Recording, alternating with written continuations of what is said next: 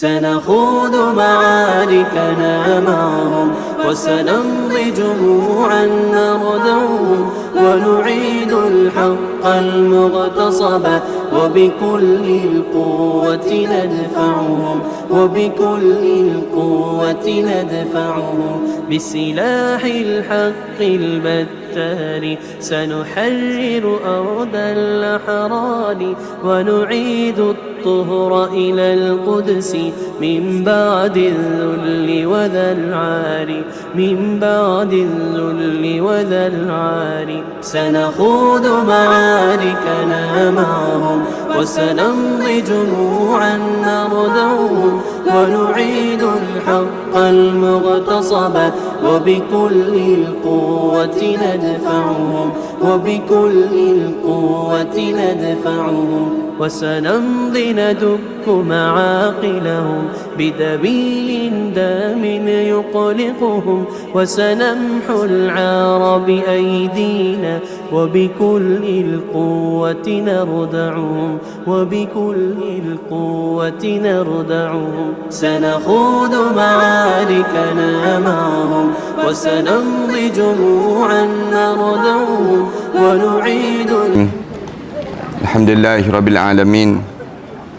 Wassalatu wassalamu ala ashrafil anbiya wal mursalin wa ala alihi wa sahbihi ajma'in. Subhanaka la ilma lana illa ma 'allamtana innaka antal alimul hakim. Ya alim 'allimna min ilmika kama tarda bihi 'anna. Ya halim khalliqna bi khuluqil hilmi wa haqqiqna bi haqa'iqil ilmi. Allahumma allimna ma jahilna wa zakkirna ma nassina. Allahumma yassir wa la tu'assir wa tammim bil khair, amma ba'd. Para hadirin yang dihormati sekalian, pertamanya marilah sama-sama kita mengaturkan rasa syukur pada Allah kerana sekali lagi pada pagi yang baik ini kita diberi peluang oleh Allah untuk kita meneruskan perbincangan kita tentang mengenai penyakit-penyakit yang biasa bersarang dalam jasad kita ini. Salah satu daripada penyakit yang bersarang dalam tubuh badan kita ni ialah yang disebut dengan marah. Marah ini merupakan satu penyakit yang kalau kita tak kawal kemarahan ini, maka lambat laun, lama-lama dia akan memusnahkan amalan-amalan kita. Dia bukan sekadar memusnahkan amalan kita, tetapi memusnahkan jasad kita juga. Yang ni yang menyebabkan tuan kitab kita ni, dia ajar pada kita supaya, dan diajar dalam agama ini, supaya kita ni dapat kawal perasaan marah kita ni, supaya kita tidaklah sampai menjadi dayus, dan kita tidaklah sampai peringkat menjadi bengis dalam hidup kita. Ni kita kena jaga pada diri kita demikian. Pertengahan ni tidaklah dipanggil ifrat dan juga tidaklah dipanggil tafrid. Dua perkara ni kan kalimah yang kita sebut pada pengajian yang sudah. Tafrid maknanya kita dalam keadaan yang sebelum daripada ni kita dah sebut. Kadang-kadang di kalangan kita ni bila kita terlampau sangat, kita terlampau-lampau lebih dalam keadaan yang kita ni terlampau marah sangat, dipanggil ifrat. Tapi kalau kita dalam keadaan yang tak ada marah langsung, jadi dayus, kita jadi tafrid. Dua perkara ni. Ini di antara dua ni, kita kawal kemarahan kita biar duduk tengah-tengah. Jangan sampai kita ni tafrid, jadi dayus. Ataupun kita ni dalam keadaan ifrat. Dalam keadaan kita ni, dalam keadaan lebih-lebih dalam pada diri kita. Yang ni Islam suruh jaga. Kenapa kita kena jadi demikian? Ni saya sebut ni istilah yang digunakan dalam kitab ni lah. Nampak macam tak ingat dah ni, kaya ni. Dah mula sebut istilah ni, kita tak ingat. Istilah ni pun datang daripada mana? Daripada yang disebut dengan jasad kita ni lah. Bila kita ni dalam keadaan yang tak ada marah langsung, dayus, jadi dayus, dipanggil tafrid pada kita. Tapi kalau kita ni dalam keadaan lebih-lebih marah kita, yang menyebabkan kita jadi ifrat pada diri kitanya. Yang ni pun Islam suruh kita kawal. Datang daripada penyakit-penyakit marah ni, salah satu sebabnya dia panggil i'tiadiyah. I'tiadiyah ni istilah yang disebut juga ni. Jemaah-jemaah kalau tak hafal pun tak apa, tak masuk periksa dia panggil. Cuma nak sebutnya pada diri kitanya, kita nak tahu peringkat-peringkat marah ni jadi macam mana, datang bagaimana keadaan dia. Salah satunya yang menyebabkan kita jadi marah ni kerana sebab isti'adiyah. Isti'adiyah ni maknanya kebiasaan. Dia lekat satu, dia panggil habit, semenjak daripada kecil lagi jadi lekat satu perangai. Dalam diri kita ni ada satu sikap yang menyebabkan kita ni terlekat daripada awal-awal lagi, membesar dalam keadaan marah. Lama-lama dia lekat dengan sifat marah tadi pada diri kita. Bahaya juga pada diri seseorang. Dalam diri kita ni kita kena kawal diri kita ni. Kawal apa dia? Marah ni. Kalau kita boleh sebut awal sikit, nak kawal marah ni dengan ilmu. Dia tak boleh nak kawal marah ni dengan yang disebut dengan emosi. Tak boleh. Dikawal marah kita ni dengan ilmu. Supaya kita walaupun kita ni dalam keadaan kebiasaan, semenjak daripada kecil lagi, perangai kita, sikap kita, tabiat kita ni dah melekat dalam tuadan kita. Tiba-tiba satu hari kita belajar, macam kita duduk dalam majlis ilmu begini. Kita dengar kuliah-kuliah. Kawal marah. Jangan nak kawal marah ni macam mana? Rasulullah ajar nak kawal marah ni. Supaya Rasulullah pesan pada kita, baca a'udzubillahi minasyaitanirrajim. Nak marah juga, kita diajar supaya ambil wuduk. Bila kita nak marah juga, kita diajar supaya apa dia? Mandi. Kemudian, bila kita nak marah juga, sembahyang sunat 2 rakaat. Semua ni kita diajar supaya kita lakukan. Kerana, bila kita marah tu, kita boleh tengok rupa kita pun hodoh. Kemudian umur kita pun jadi pendek, senang ceritanya. Kemudian, bila kita marah ni, semua datang penyakit-penyakit yang lain. Penyakit-penyakit yang lain ni bahaya. Bahaya pada masa depan dalam hidup kita je. Jadi oleh demikian, Islam suruh kita ni jaga, kawal kemarahan pada diri kita dengan keadaan yang sebegitu. Mengenai sebab-sebab isti'adiyah. Hari ni kita sambung. Mengenai sebab-sebab isti'adiyah atau sebagai suatu kebiasaan ialah dengan sebab adanya percampuran atau pergaulan pada suatu golongan. Dia akan jadi pada seorang ini. Atau kaum yang mengemari pengobatan hawa nafsunya dengan jalan melampiaskan kemarahan dan diikuti pula taatnya pada sifat yang mengarah kepada kemarahan. Mereka menamakan itu sebagai satu keberanian dan kelakian konon-kononnya. Seolah-olah orang yang bila dia bersifat marah dalam diri dia ni, dia akan rasa dia hebat. Dia ni jantan yang sebenar. Bila dia jadi demikian, bila dia boleh tonjolkan. Seorang daripada golongan mereka itu ada yang berkata, aku ini tidak sabar pada satu tipu daya ataupun tipuan, dan juga pada suatu yang mustahil. Aku pun tidak tahan pada suatu perkara yang datang daripada orang mana pun pada diri dia. Ni orang yang jenis dia melulu dalam hidup dia. Bila dia dah melulu dalam diri dia, dia kata aku tak boleh tahan. Kalaulah orang tipu aku, kalaulah orang ni, kalaulah ada di kalangan mereka ni yang buat satu perkara-perkara yang buruk, maka aku tak boleh tahan untuk perkara demikian. Ini dia panggil, dah jadi habit dalam diri dia, dah jadi satu tabiat yang buruk dalam hidup seseorang. Makna daripada kata-kata orang tadi ialah bahawasanya ia tidak memiliki akal yang baik lagi. Kalau dia sebut begitu, siapa-siapa yang dia kata, saya tak boleh kawal, saya cepat nak marah. Maknanya apa dia? Dia ni seorang yang tidak ada akal. Akal dia, kalau dia ada akal pun, akal yang tidak baik dia panggil. Kerana kemarahan itu mengatasi akal dia. Patutnya kita ni, setiap kali mana berlaku provokasi, berlaku yang disebut dengan apa saja pun, kita kawal. Kawal pada diri kitanya.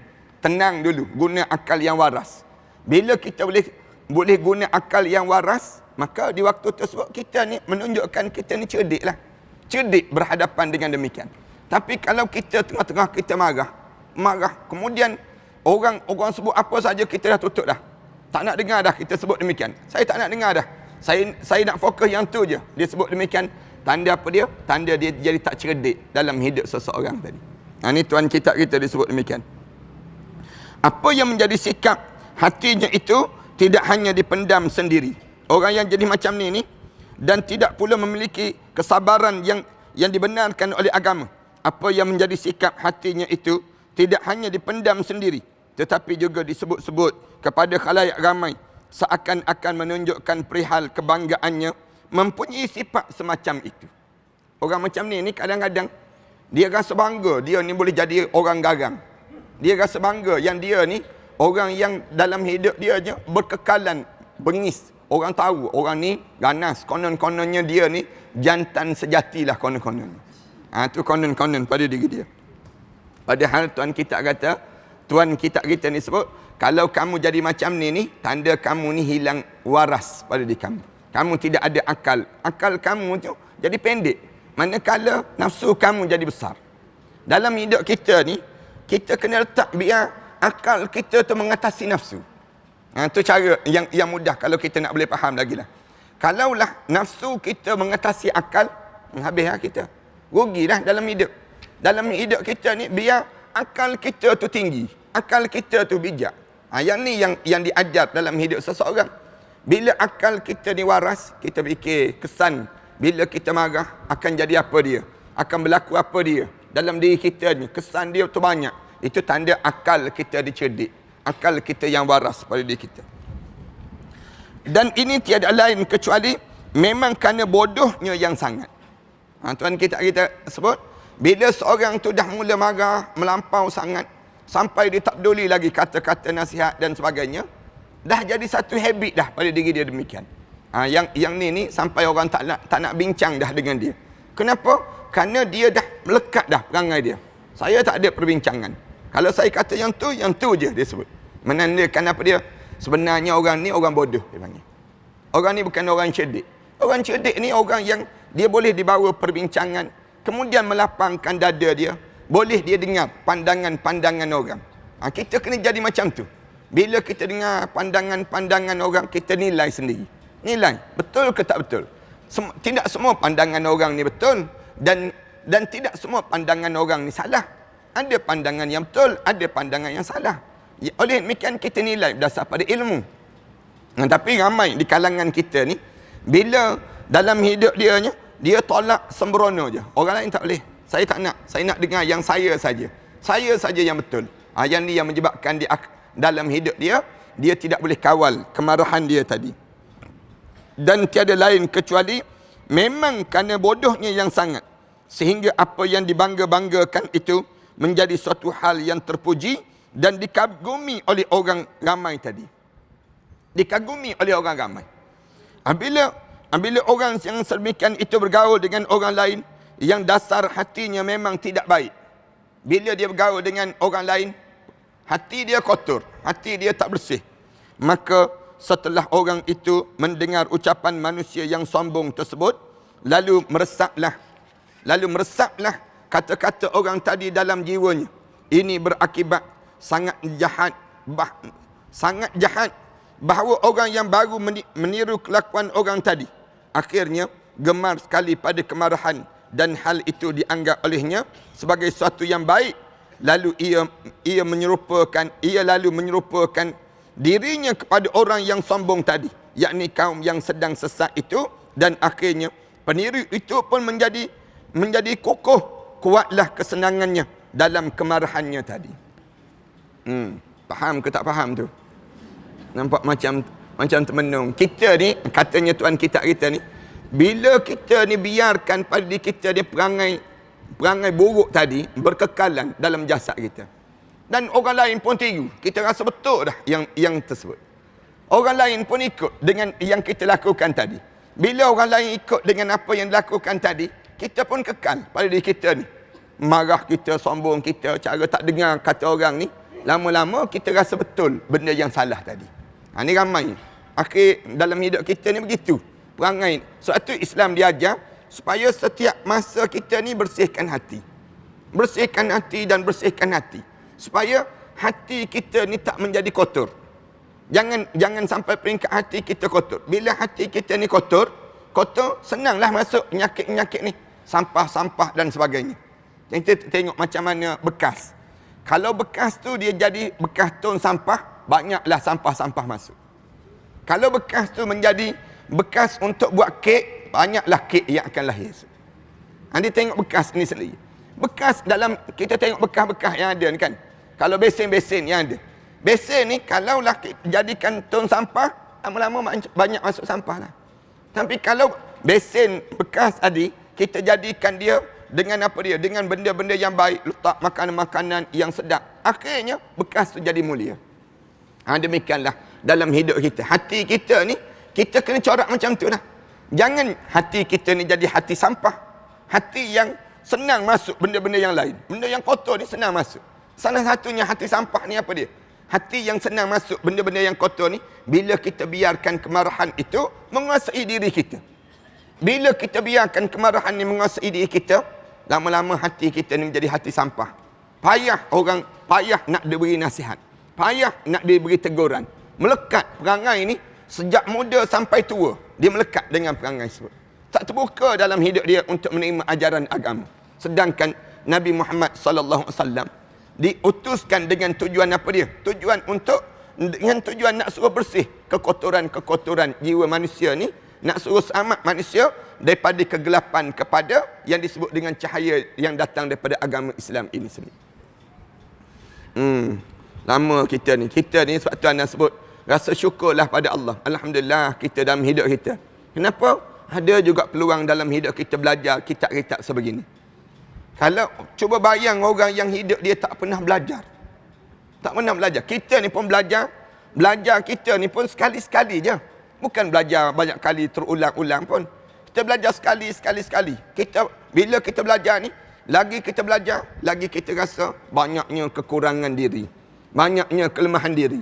Sebab tu Islam suruh kita ni hidup dalam keadaan belajar. Bila kita belajar, sentiasa duduk belajar, kita nampak kelemahan dalam diri kita.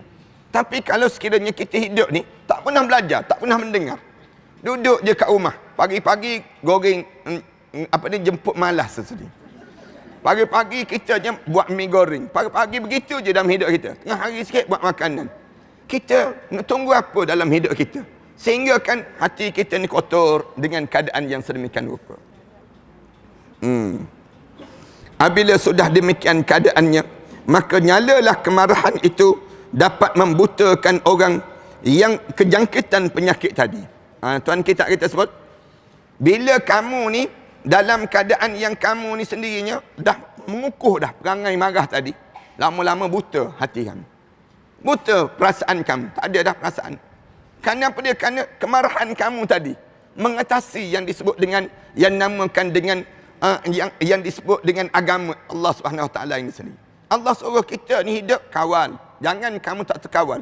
Bila kamu tak terkawal, menyebabkan kamu jadi buta. Sebagaimana orang buta macam mana? Dia jalan tu teraba-raba. Bila tak tahu dah jalan arah ke mana. Demikian juga dengan manusia. Walaupun manusia ni dalam keadaan yang celik mata dia, tapi bila ada marah je dalam dada dia, perasaan marah tadi mengekal sampai bawa mati pada diri dia. Perasaan marah tadi mengukuh dalam tubuh badan dia. Butalah perjalanan hidup dia. Kenapa dia buta? Kerana orang nak bagi nasihat, dia tak nak dengar. Orang bagi peringatan, dia tutup peringatan tadi. Bagi diri dia, menyusahkan saja peringatan-peringatan ini. Ini kerana demikian pada diri dia, kesan dalam hidup dia. Ada yang jumpa dengan anak kan, rumah dia dekat dengan masjid. Dia sebut, saya Ustaz tension dengan azan. Tiap-tiap hari dengan azan tension dia sebut. Dia sebut demikian. Tiap-tiap hari. Kerana tiap-tiap hari dia ni rasa tertekan dengan azan tu. Anak kata, habis tu, yang pergi buat rumah dekat masjid tu kenapa? Kita sebut demikian. Dia sebut, dia kata, saya buat rumah dulu baru ada masjid, dia sebut. Saya buat rumah saya dahulu baru datang masjid, dia sebut demikian. Anak kata, kalau begitu pindah je lah. Cari tempat lain. Dah kita tertekan sangat. Maknanya apa dia? Tiap-tiap hari ni dia letak dalam jiwa dia. Ada orang yang tenang. Alhamdulillah ada azan. Ada orang yang lapang kan dada dia. Dia rasa seronok. Alhamdulillah dengan azan ni menyebabkan hidup tersusun. Tahu ni masa subuh, ni masa zuhur, ni masa asar dalam hidup dia. Sebagaimana orang yang rasa seronok, rumah dia ada jam. Misal contohnya. Ada orang yang dia tak boleh tengok jam. Benci ya. Jadi cepat tua dia sebut. Tengok jam ni jadi cepat tua dalam hidup dia. Nak sebut ada juga orang demikian. Ada orang yang berfikir begitu. Susah dalam hidup dia kalau ada masa-masa pada diri dia demikian. Ni nak sebutnya penyakit buta dalam hidup mereka demikian. Ini pasti akan terjadi manakala api kemarahan tadi sudah sangat meluap-luap nyalanya. Bila dia biarkan kemarahan tadi kuat dalam dada dia. Bahkan manakala lebih dahsyat lagi, nyala kemarahan itu, maka selain membutakan mata, juga menulikan telinga. Sehingga segala macam nasihat tidak akan diperhatikan lagi. Didengari pun tidak, sebab telinganya sudah dihadapkan ke arah yang lain. Diberi fatwa yang baik, bukan hanya tidak diberi fatwa yang baik, bukan hanya tidak arah tidak direnungkan, malahan menambahkan amarahnya. Ini cara demikian. Diberi pandangan-pandangan yang baik, marah. Pandangan yang baik itu nak marah lagi. Kerana apa dia? Kerana buta dah telinga dia, buta dah mata dia, tuli dah telinga dia, tak nak dengar ayat-ayat Allah Subhanahu Wa Taala ini sendiri. Ni anak tegur kan? Anak tegur macam yang berlaku tsunami dan sebagainya. Anak tulis, bayangkan kalau kita meninggal dunia saat mana kena tsunami yang menyentak. Marah yang tersentak di mana? Yang tersentak ni marah. Padahal kita dah tegur banyak kali dah. Alim ulama tegur banyak kali. Yang berlaku di Palu macam mana? Kemudian yang berlaku di Palu tu, Allah jadikan dengan azab di Palu tu macam mana? Sebelum daripada ni yang disebut dengan di Aceh. Macam mana keadaan di Aceh? Bila Aceh tu sendiri mati dalam masa setengah jam je, sekejap je. Nak sebutnya Allah jadikan ratusan ribu mati. Di Palu, Allah tenggelam dalam bumi. Tenggelam dalam bumi ini sendiri. Manusia ni tak pernah terbayang kita rumah yang duduk betul-betul atas ni, siap dengan piling, siap dengan semua cukup lengkap, tiba-tiba boleh tenggelam dalam tanah. Tenggelam pula 7 meter ke dalam tanah.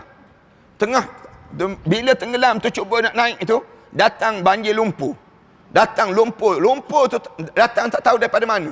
Ranak terus. Jadi padang jarak, padang terkukur kawasan itu 3 kilometer kawasan tersebut. 3 kilometer ni bukan kawasan kecil-kecil. Semua kawasan tu jadi sama jarak dia. Ada rumah-rumah tertentu yang tak tenggelam. Rumah lain tenggelam, rumah dia tak tenggelam. Pelik kita ni. Nak sebutnya, kalau nak kira tenggelam. Lepas itu buat lagi benda-benda tertentu. Kita tak nak belajar ke dengan peringatan Allah? Sebelum daripada ni kan kita ni banyak dah Allah bagi peringatan. Bagi peringatan. Bila Allah bagi peringatan, orang kita ni buat tak erti je. Dia kata itu bencana alam disebut. Itu bukan datang daripada azab yang datang daripada Allah. Allah buat teguran. Teguran ni banyak dalam Al-Quran Karim Allah sebut. Fakullan akhazna bi zambih. Semua yang berlaku itu kerana dosa-dosa yang kamu buat. Allah sebut tegang-tegang. Dalam surah apa dia? Dalam surah Al-Ankabut ayat yang ke-14 tu, Allah Subhanahu Wa Taala sebut, aku jadikan kena pada kamu kerana dosa yang kamu buat. Dosa yang kamu buat. Faminhum man arsalna alaihi hasibah. Ada di kalangan kamu yang kami turunkan hujan batu yang jatuh atas mereka, mati bergelimpangan di kalangan mereka. Faminhum man akhadhat us-sayhah. Ada di kalangan kamu yang kami rentak dengan peti-peti. Peti ni sambar manusia ni pecah gegendang telinga, terburai perut-perut ni, kemudian terpercik mata-mata ni sendiri. Wa minhum man khasafna fil ard. Ada di kalangan kamu yang kami telah tenggelamkan dalam muka bumi. Wa minhum man aghraqna. Ada di kalangan kamu yang kami gelombangkan air besar, kemudian mati bergelimpangan dalam air tersebut. Wa ma kana Allahu liyazlimahum. Allah dia tak buat zalim pada manusia. Walakin kanu anfusahum yazlimun. Tapi kamu yang buat zalim. Inilah zalim. Zalim yang dilakukan oleh manusia. Kadang-kadang benda-benda yang kita buat dalam diri kita ni, Allah balas pada diri kita. Punca apa dia? Allah balas ni kerana kita ni berani buat benda yang dilarang oleh Allah Subhanahu Wa Taala. Ana tegur begitu tu, marah setengah-setengah orang yang marah ni tulis dalam Facebook. Ni penunggang agama disebut demikian. Dia tulis demikian. Kita nak ingatkan orang yang hidup supaya jangan mati macam mereka ni. Jangan menghadap depan Allah. Lepas tu marah, tak jaga sensitiviti yang mati. Yang mati itu dia menghadap depan Allah. Yang hidup ni tak nak jaga ke? Orang-orang alim ni tak nak jaga ke? Orang yang belajar agama tak nak jaga ke? Yang kamu sibuk nak jaga yang mati tu, dia mati di bawah amalan. Yang kita hidup, kita sedang buat amalan. Nak sebutnya gambaran, tak jaga apa. Dia sepatutnya jaga orang yang nak suruh jaga yang dia je. Dia tak jaga yang kita. Patutnya, dia patut jaga. Jangan buat dosa. Sebab tu kita ulang. Hidup atas dunia ni, jangan berani buat maksiat. Jangan berani buat maksiat. Sejarah orang yang buat maksiat tak pernah menang lawan Allah. Tak pernah. Dalam sejarah manusia yang lawan Allah kerana maksiat. Tak ada dalam sejarah orang menang. Tapi doyon-doyon ni, orang yang pekak, buta, tuli ni, dalam Facebook ni, tulis. Balas balik kata-kata macam-macam gaya. Yang kata lah. Yang puji tu pujilah. Yang kata tu, kata dan tulis. Macam-macam gaya nak lariskan yang disebut dengan Facebook mereka. Nak lariskan blog-blog di kalangan mereka sebut. Ni tuan kita sebut ni. Kamu ni sampai nasihat, orang bagi pandangan, bagi apa pun tak peduli, nak marah, tanya dan sebagainya. Yang peliknya, yang di kalangan kitanya tak nampak benda tersebut. Takkan kita tak nampak bala yang Allah Subhanahu Wa Taala tunjuk depan mata kita ni sendiri. Benda-benda yang sedemikian rupa ni nak ajar pada kita. Nak ajar pada siapa? Nak ajar pada yang hidup. Yang hidup ni jangan berani buat maksiat. Yang mati itu dia mati menghadap depan Allah. Dia menghadap depan Allah, dia bawa amalan. Yang hidup, taubat. Yang hidup yang ada lagi ni, kita ni. Katakanlah, kalaulah Allah nak jadikan turun balik pada kita. Ana sebut pada jemaah sekalian, ingat betul-betul yang ana sebut. Kita ni, Allah dah bagi tahu dah. Kena pada sekitar Indonesia, kena tempat-tempat lain. Kalau kena pada kita, lebih dahsyat daripada mereka. Kalau Allah turunkan bala, lebih dahsyat daripada mereka. Mereka tu Allah buat turun bala. Bila ana tanya, yang di pusat, di Balarua tu kan, di Balarua tu tanah berpusat, pusing sedut turun ke bawah, kemudian letup naik ke atas. Satu kampung tu kena. Anak tanya, dosa apa yang dibuat oleh penduduk kampung ni? Katanya orang hamba Allah yang penduduk kawasan tu, dia kata apa dia? Di sini LGBT biasa saja Pak. Dia sebut. LGBT dia sebut ni LGBT. Dia sebut ni dosa ni orang di sini jantan dengan jantan, betina dengan betina dia sebut. Dia sebut demikian. Anak tanya dia, berapa ramai LGBT di sini? Dia jawab, seramai 1,400 orang yang berdaftar. 1,400 orang ni yang ada dalam Facebook dia, 1,400 orang. Anak jawab, di Malaysia, kalau kamu 1,400 orang, di Malaysia ni 32,000 orang yang dalam Facebook mereka tersebut. 32,000 yang berdaftar tu, yang like Facebook di kalangan mereka tersebut. Maknanya apa dia? Kalau Allah turun bala, di sini pun Allah turun bala. Di Malaysia, kalau kita tak ambil pengajaran, dengan kita lebih dahsyat daripada itu. Ingat nasihat orang sebut. Nasihat ni bukan nak suruh kena, tak. Nak suruh kita taubat dan kita kembali pada Allah. Orang kita ni, yang degil, yang tolol, yang memang buat pekak tuli ni, ramai di kalangan kita demikian. Marah pula. Anda tunjukkan. Anda kata jangan jadi satu kumpulan band yang tengah-tengah joget menari tu, tiba-tiba datang tsunami. Jadi tsunami. Mati mereka sebut. Allah buat tu untuk apa dia? Pengajaran pada kita lah. Bukan nak ajar dia saja, nak ajar diri kita yang hidup ni. Jangan kamu rasa senang, selesa. Kerana apa dia? Kalau Allah gentak saat itu, macam mana keadaan diri kita? Kalau kita mati begitu, kita nak kata apa dia pada diri kita? Kita nak ingat kita tempat kita yang baik lepas pada dia. Kita nak kata apa orang yang mati sebegitu? Ada orang kata jangan kata apa-apa, jangan jatuhkan hukum. Bukan kita jatuhkan hukum, Allah nak ajar pada kita. Nak suruh apa dia? Nak suruh ingat, jangan kamu buat maksiat. Mati, siapa yang mati, Allah akan bangkitkan di akhirat nanti ala ma mata alai. Dia bangkit di akhirat berdasar pada keadaan apa yang dia mati. Macam mana dia mati? Kalau para haniskan mati tengah makan, para haniskan bangkit di akhirat dengan tengah makan. Para haniskan mati dalam keadaan puasa, bangkit di akhirat dalam keadaan kita sedang berpuasa. Kita mati dalam keadaan ada wuduk, bangkit di akhirat dengan keadaan wuduk. Orang yang mati dalam keadaan sujud, dia bangkit di akhirat dengan sujud. Siapa yang mati tengah-tengah berjoget menari, dia bangkit di akhirat dalam keadaan demikian. Siapa yang mati dalam keadaan yang dia sedang buat maksiat, dia bangkit dengan keadaan maksiat dia. Dia mati dalam keadaan dia mabuk, mati mabuklah. Bangun di akhirat nanti dalam keadaan mabuk. Suatu kita nak ajar dalam hidup kita ni, biar kita ni hidup dalam keadaan yang jaga syariat. Jangan hidup kita ni lawan syariat. Bila kita lawan syariat, kita akan hidup dalam keadaan yang rosak pada diri kita. Bukan duk rosak diri kita je, rosak orang lain sama dalam hidup kita. Dia macam orang isap rokok, misal contoh. Orang isap rokok, dia bukan mudarat untuk diri dia je. Dia mudarat sama orang sebelah. Orang yang isap dadah. Orang yang isap dadah, dia bukan mudarat untuk yang disebut dengan apa dia? Untuk diri dia je. Dia mudarat sama keluarga-keluarga dia. Siapa yang minum arak, dia tidak mudarat untuk diri dia je. Tapi dia mudarat sama untuk yang disebut dengan orang lain. Dia mudarat sama ni, bahaya. Kalau setakat kamu seorang, benda mudarat ni untuk diri kamu seorang, tak apa. Tapi kalau mudarat terlibat dengan orang lain, ini masalah. Sebab tu Islam larang kena kawal dalam diri kita. Jaga diri kita ni, supaya jangan mengikut hawa nafsu. Salah satu mengikut hawa nafsu ni lah disebut bila kita marah melampau. Marah melampau sehingga nasihat-nasihat tidak dipeduli lagi. Diberi pandangan yang baik. Bukan hanya tidak direnung, malahan menambahkan amarahnya. Kita nasihat pada dia, dia marah balik. Dia marah balik pada diri kita. Padahal kita nasihat. Ramai yang jenis, dia tak nak dengar nasihat. Dia marah balik pada kita.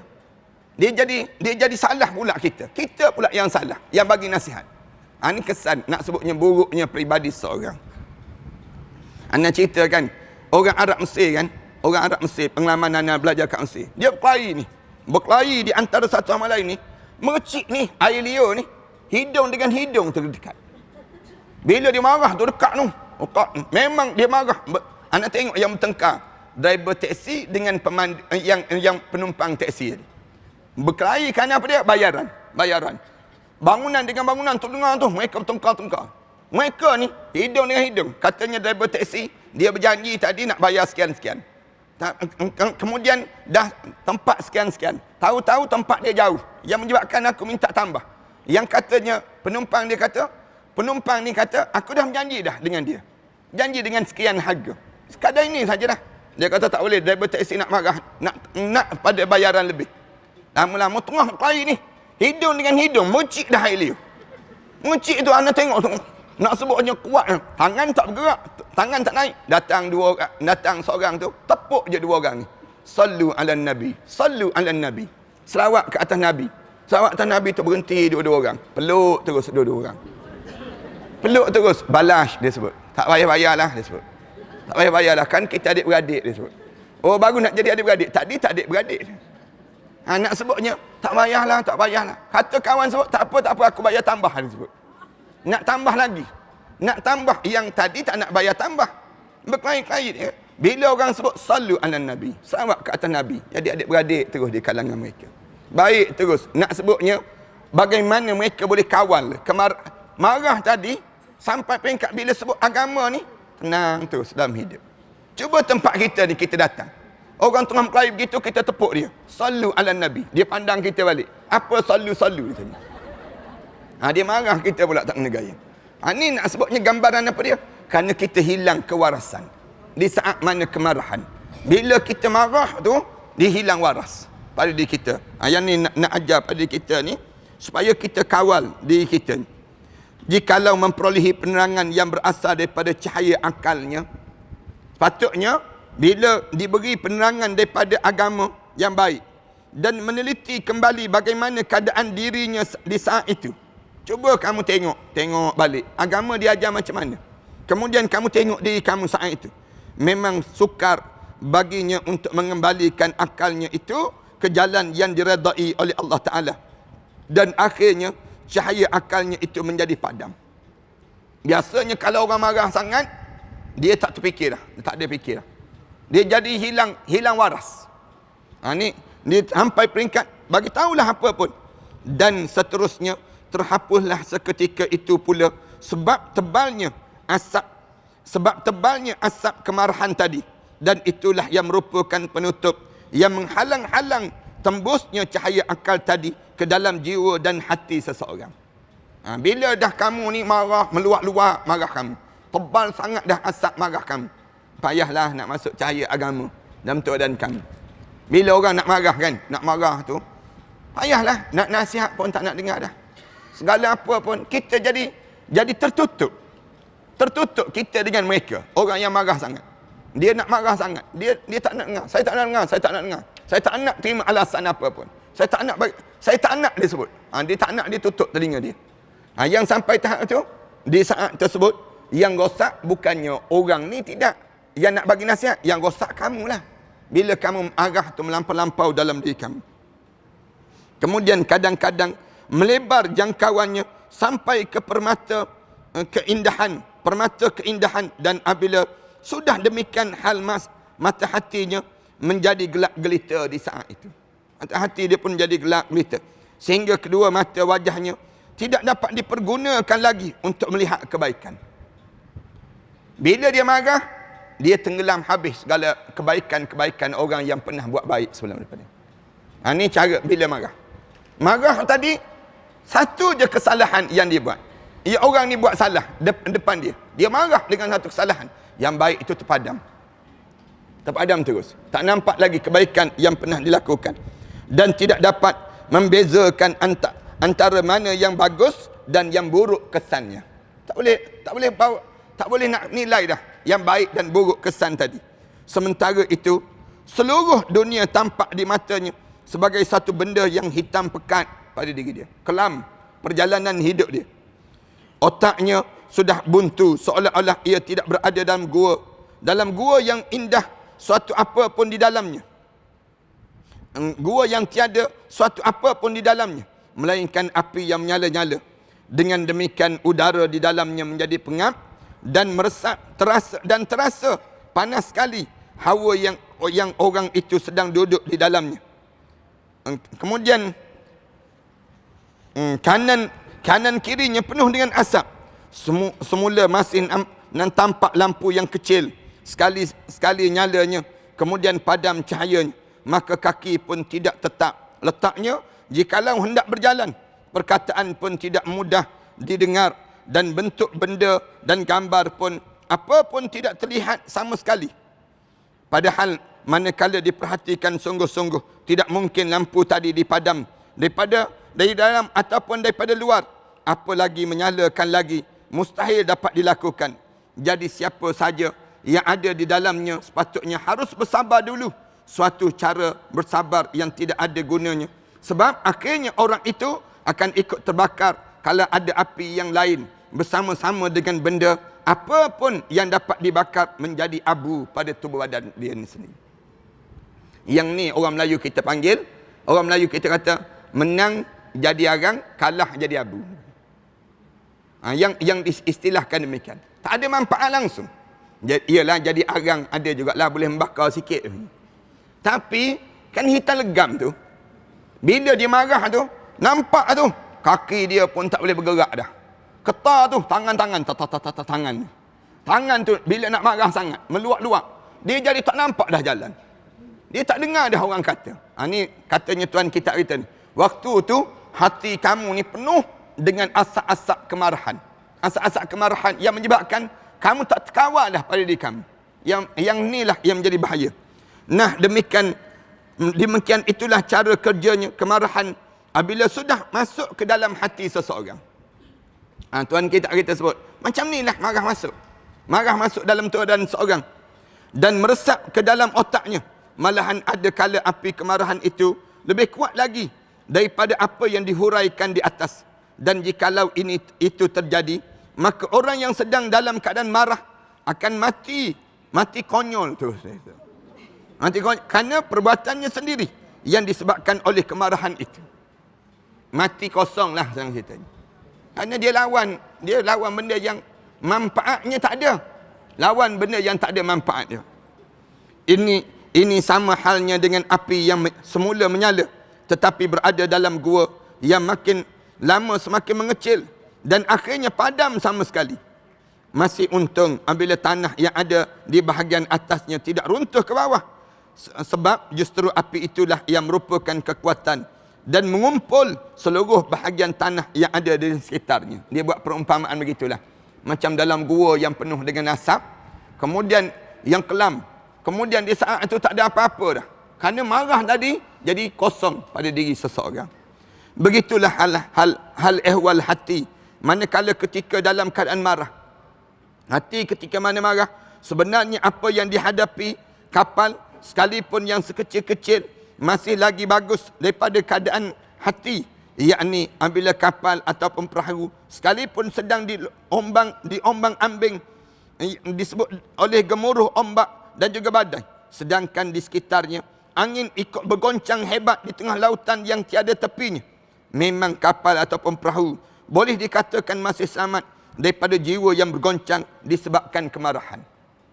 Kalau nak dibandingkan orang marah dengan kapal dalam lautan, katanya Tuan kita kata, selamat kapal dalam lautan lagi daripada orang marah.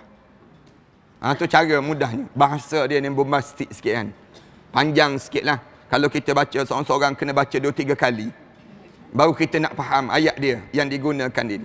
Tapi dia nak sebutnya, dia nak sebut bahasa mudahnya, kalau kamu marah, dengan selamat ke tak selamat? Mana selamat? Orang tengah marah dengan orang dalam laut yang digelombangkan dengan ombak yang besar, gemuruh, lebihlah baik kamu dalam kapal lagi dibandingkan dengan kamu duduk dengan orang marah. Kenapa dia?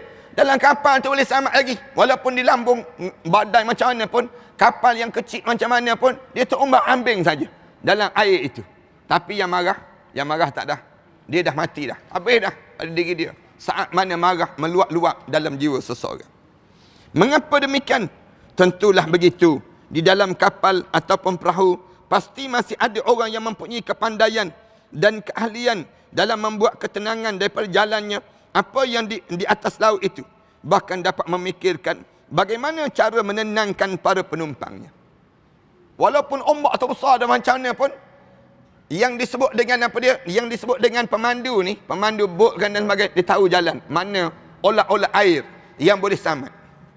Anda ingat anda daripada pulau perhentian nak datang ke tanah besar ni di Besut tu, waktu mana anda naik tu hujan lebat.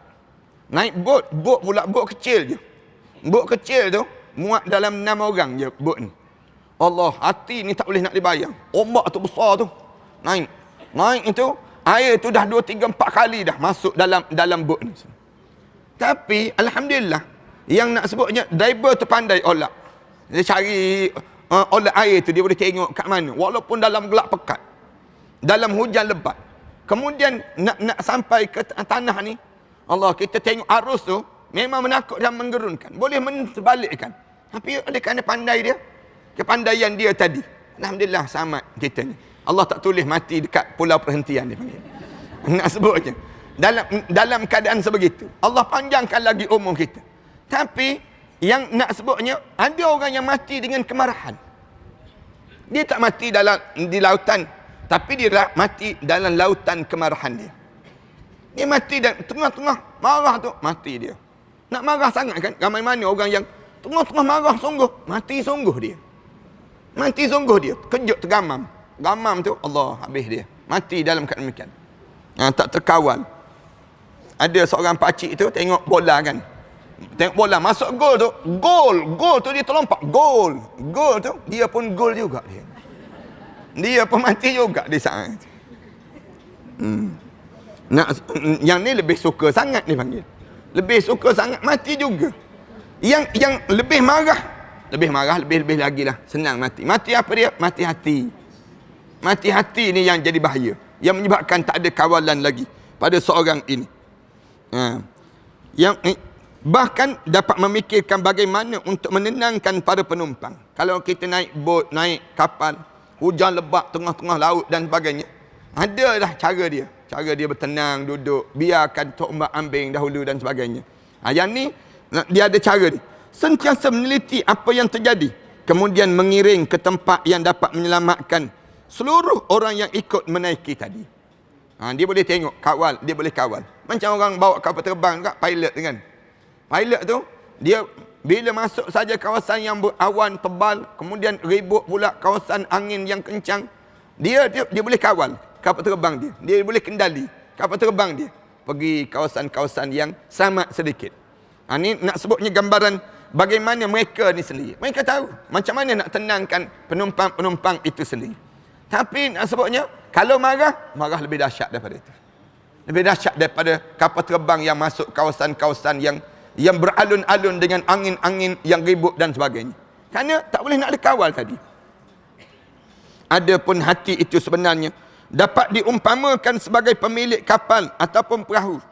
Tuan kita ni dia sebut kapal ke perahu.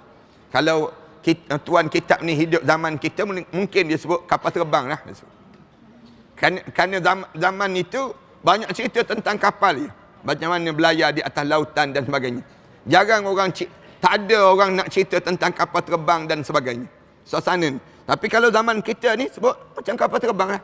Naik kapal terbang tu, kalau musim-musim hujan macam ni, kena kapal terbang pula kecil.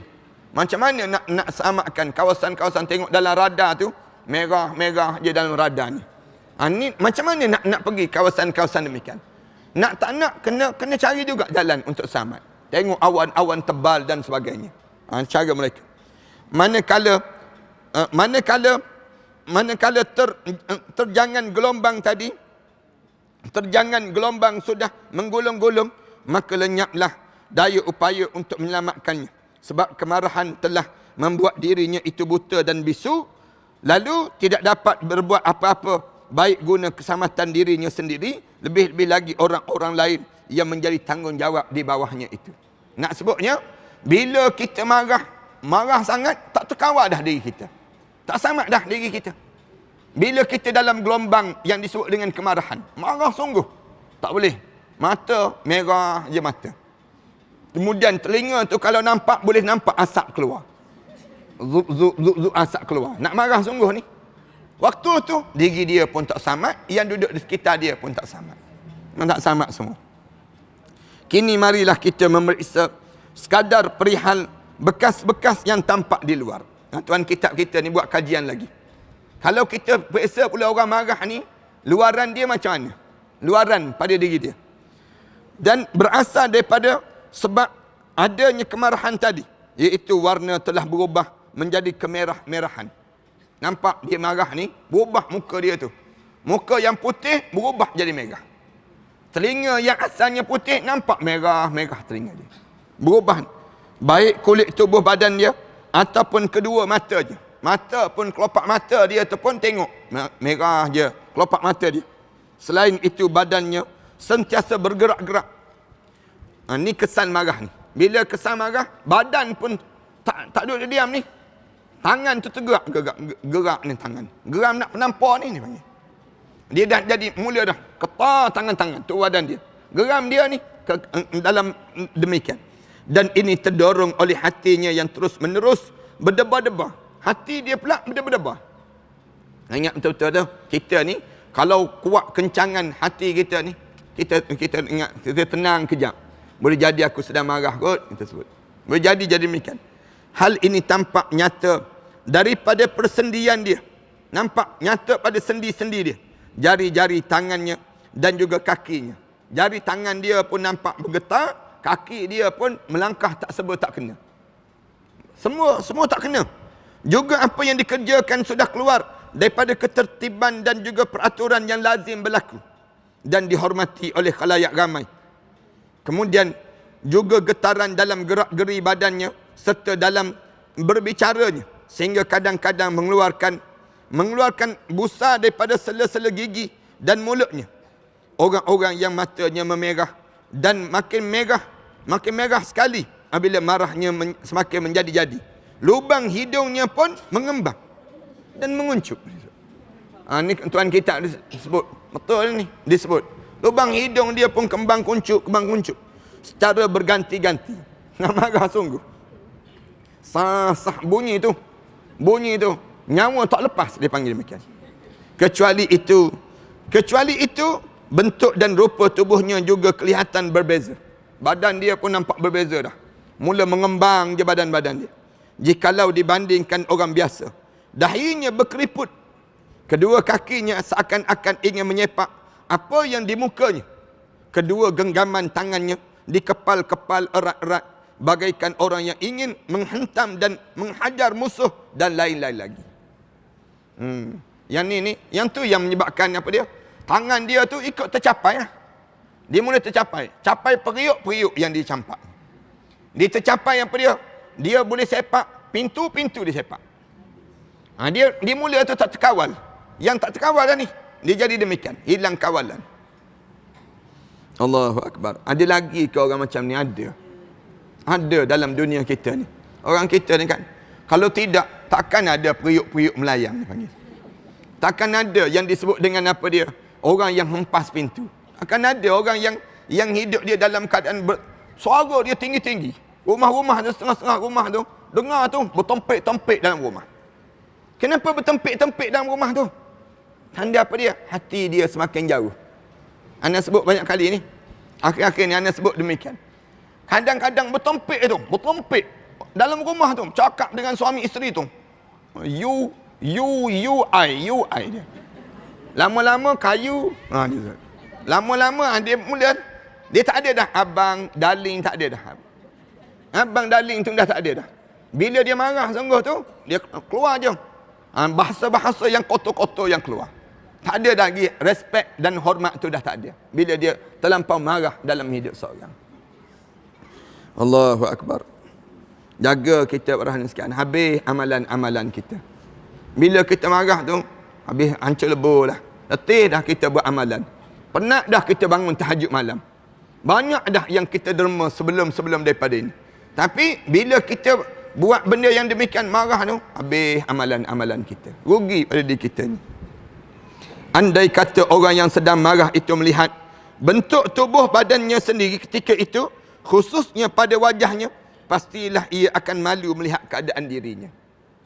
Kalau boleh orang tengah-tengah marah tu ambil cermin tunjuk dia. Tengok muka. Cuba tengok muka dulu kita sebut. Tak kena gaya cermin tu pula dia tumbuk, tak kena gaya. Nak sebutnya, kalau dia tengok dia saat dia marah tu, tentulah dia rasa malu. Kita pesan pada anak-anak kita kan, cuba rakam sekali bila Abi marah misalnya. Cuba rakam sekali bila Umi tengah marah. Tengah marah tu, ambil handphone, rakam sekali tengok. Lepas tu kita tengok balik. Mesti kita rasa segan. Malu aku. Kalau kita rasa malu di dunia, di akhirat lagi malu. Di akhirat lagi malu. Orang tengok, oh macam ni perangai dia. Hodoh sangat perangai dia. Buruk sangat peribadi dia. Dia akan jadi demikian. Kenapa? Kerana buruknya tingkah laku kita saat itu. Sebab rupanya sudah sangat buruk dan telah berubah daripada kejadian semula. Malahan kalau direnungkan benar-benar apa yang tampak di dalam batinnya, andai kata dapat dilihat, ada kala adalah jauh lebih buruk daripada apa yang tampak di luarnya. Mengapa dapat dikatakan demikian? Tuan kita ni timbulkan persoalan. Mengapa terjadi demikian? Ya, tentulah begitu sebab lahiriah itu adalah merupakan cerminan daripada batiniah seseorang. Tuan kita sebut demikian. Kamu nak tengok orang tu bagus tak bagus, batin dia, kamu tengok lahir dia. Lahir dia tu macam mana? Perilaku dia tu macam mana? Perilaku jadi cerminan dalaman seseorang.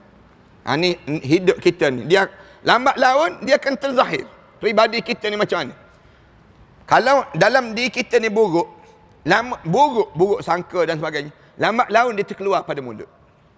Lambat laun dia akan terkeluar pada mulut. Mulut ni akan sebut, aku tak sukalah dengan dia orang tu. Dia akan jadi demikian. Lama kita tanya, kenapa tak suka? Dia tu begitu, dia tu beginilah. Itu maknanya buruk sangka dalam jiwa dia. Nak kita tahu, ada orang yang bila dia berjumpa dengan orang je, dia akan senyum je, suka je dia. Ikhlas je senyuman dia. Tak ada dia nak buat-buat senyuman tadi. Tak ada, dia memang seronok sungguh. Alhamdulillah datang. Alhamdulillah syukurnya dia. Kerana rumah saya dirahmati dan diberkati. Ini kerana apa dia? Dalaman dia bersih. Bila dalaman dia bersih, bila tahu orang nak datang rumah dia, dia seronok. Alhamdulillah, ada pahala yang Allah nak datangkan rumah saya. Tapi ada orang yang dianya terpaksa buat menyeronokkan diri dia. Bila dia tahu saja mak mertua dia nak datang. Mak mertua dia nak datang ke rumah dia.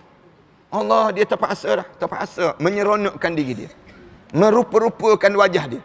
Macam tanya mak datang seorang-seorang je. Mak dah ambil ke tiket balik, dia tanya.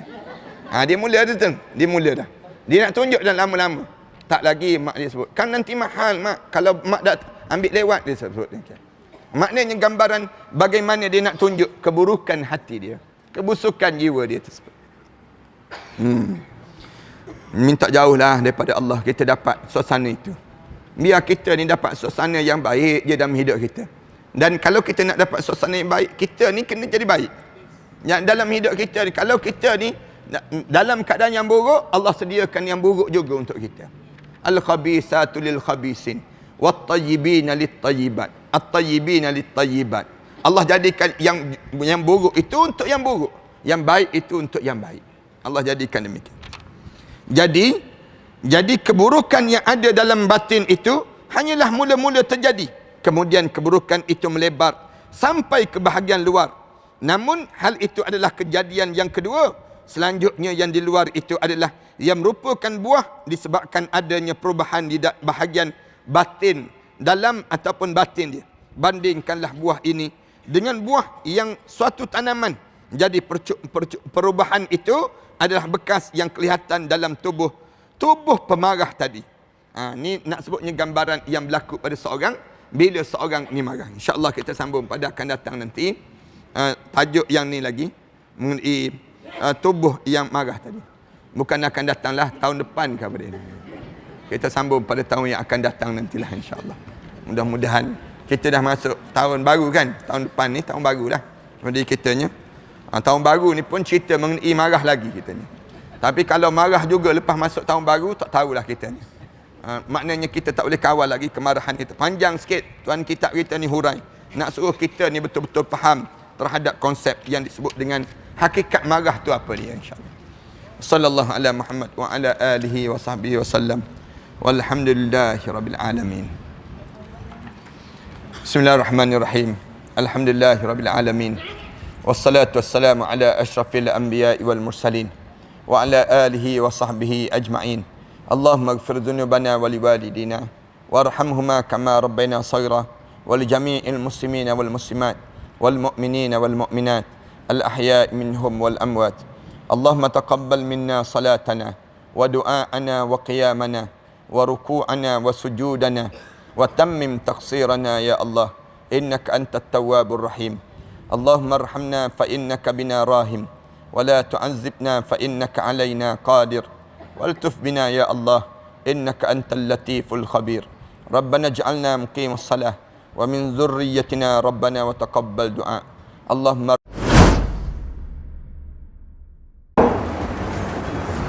Assalamualaikum warahmatullahi taala wabarakatuh. Alhamdulillah wassalatu wassalamu ala Rasulillah wa ala alihi wa man walah wa ba'd. Sahabat-sahabat sekalian, bangunan yang saya berada ini merupakan bangunan yang kita bercadang untuk mewakafkan dan kita beli dan kita wakafkan. Sejumlah lebih kurang 5 juta kita perlukan 3 blok terhadap kawasan ini. 3 blok ini kita telah bersedia untuk membayarnya setelah mana 3 bulan yang akan datang nanti. Saya mencari seramai lebih kurang 1,000 orang para pewakaf yang berjumlah sebanyak 5,000 setiap seorang. Hubungi talian ini dan setiap nama itu kita akan letakkan di bawah nama-nama Allah. Kemudian kita akan tampalkan di dinding terhadap bangunan ini, dijadikan untuk kemudahan bagi siapa yang berniat untuk mewakafkan bangunan ini. Tuan-tuan jangan risau. Selama mana ada bangunan ini, selama itulah pahala kita akan berpanjangan dan berpanjangan. Ambillah kesempatan di saat mana kita mempunyai peluang yang Allah bagi pada diri kita ini untuk sama-sama kita menyuburkan dan mewangikan kubur-kubur arwah-arwah ayah kita, arwah ibu kita, arwah-arwah yang telah meninggal dunia. Dan tak lupa kita pun bakal arwah yang kita akan mewakafkan bangunan ini, pahala-pahala akan berpanjangan dan berterusan. Setakat ini kami telah bersedia untuk membeli daripada pemilik yang bukan Islam kepada menjadi milik orang Islam pula. Mari bersama dengan kami, mudah-mudahan Allah jadikan kebaikan kepada dalam wakaf-wakaf di kalangan kita kepada para pewakaf yang telah mewakafkan ini. Wallahu a'lam.